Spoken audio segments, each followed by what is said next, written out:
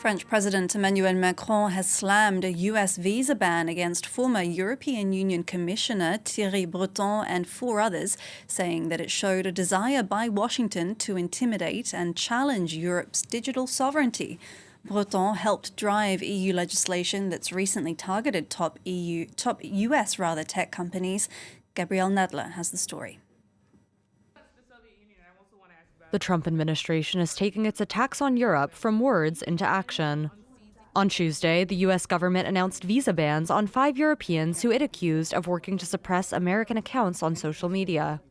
The most prominent person targeted is former EU Commissioner Thierry Breton, considered a key architect of the Digital Services Act, or DSA, by the State Department. The landmark European legislation is meant to combat hate speech and disinformation online, but Washington argues it restricts free speech. For far too long, ideologues in Europe have led organized efforts to coerce American platforms to punish American viewpoints they oppose.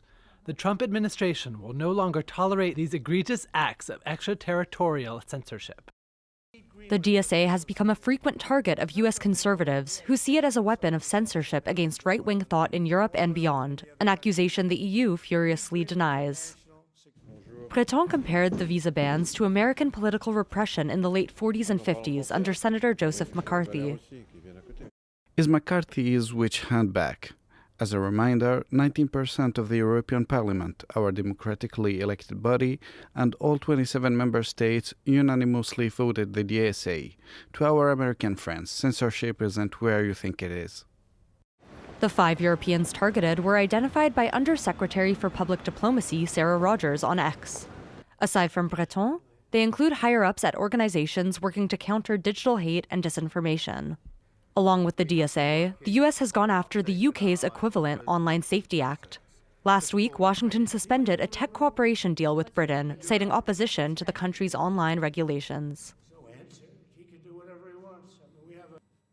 Well, for more on this story, we can bring in our international affairs editor, Douglas Herbert. How are you, Karis? The Americans then say that this is about free speech. Is that really the case? Right. Is it only about free speech and more precisely, an absolutist definition of free speech where you should really be allowed to say absolutely anything? Or is it about something more? Is there something else behind the curtain? It's a little bit about both. Sure, it is about free speech absolutism. But more than that, it's an effort. It really goes to the heart of this nexus, if you will, this collaboration between the Trump administration, let's not mince words, and the big tech industry in the United States, the big Silicon Valley titans. We're talking the Amazons, the Metas, the Googles, the biggest platforms that everyone in the world knows and that operate throughout the world. Now, we've had a pattern over the past not just few weeks or months, but years now, where the U.S. has been more and more on the warpath against what they see as European attempts to over-regulate, that is, to rein in these social media platforms originating in the United States. And as we heard in that report, the U.S., the Trump administration, using the argument that that amounts to suppression or censorship of American viewpoints of these social media platforms and the cut and thrust of free speech. In fact, it really is a larger debate than that, because what you've had is Europe trying over the past several years to come up with models and methods to ensure that what happens online, if things are illegal offline, there should also be mechanisms for ensuring that they're illegal online. They're not parallel universes, or at least they shouldn't be. There should be common rules applied to reality and online. And what they've been basically saying is that we do need some sort of regulation, especially against potentially harmful content. And the question, the fine balance here, is the extent to which Europe can continue to regulate, sometimes aggressively, and how far are they willing to go if they are at risk, as we've seen in this current case that they are, of riling the Donald Trump administration, who wants to go in the opposite direction. We saw last year Mark Zuckerberg at Facebook announcing that they were essentially dropping their longstanding fact-checking platform. They're going to have a community note-style system, let people decide what's factual and not. So the U.S. and Europe have been tugging in opposite directions on this, but there's also very much a transactional element behind all of this, because it does go to the heart of what has been a pattern in the Trump administration of big business often getting favorable preferential treatment. So by attacking European tech regulation, going after these companies in Europe, especially European tech companies as well, not just policymakers, the U.S. is also trying to help ring fence, in a sense, its own big tech industry, because as you know, almost all of it originates in the United States. Well, we heard in that report about the Digital Services Act, which Breton was the main architect of. Can you tell us more about what that legislation means? Yeah, it is the source of all evil and original sin from the European standpoint, Karis. What it is exactly what the name suggests. Digital Services Act was an act that came into law. It's an EU regulation. That is, it was a law passed by all 27 member states. Well, 90% of them voted for this. And basically, it tries to protect minors.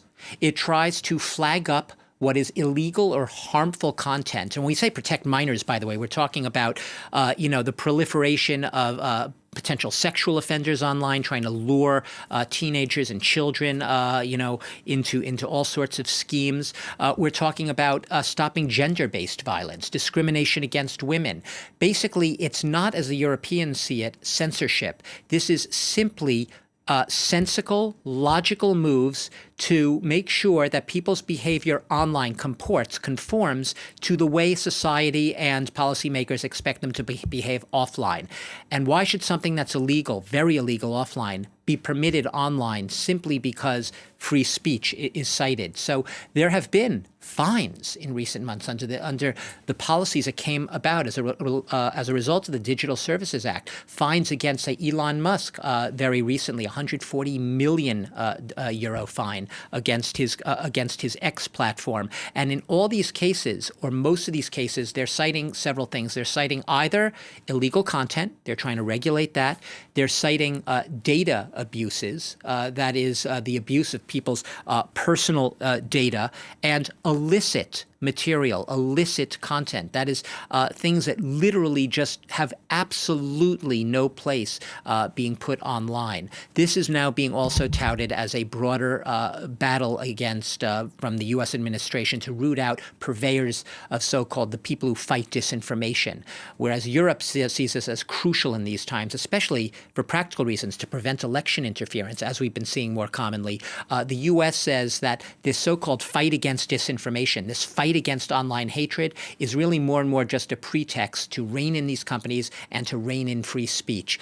This is not going to be solved here by us on the set today, this debate. It's a long-standing one. But if you ask whether or not this is about more than just free speech concerns, absolutely. It's also about business. It's also about completely different visions of what the online world and the tech world, and going ahead, the AI world, should be allowed to do without regulation.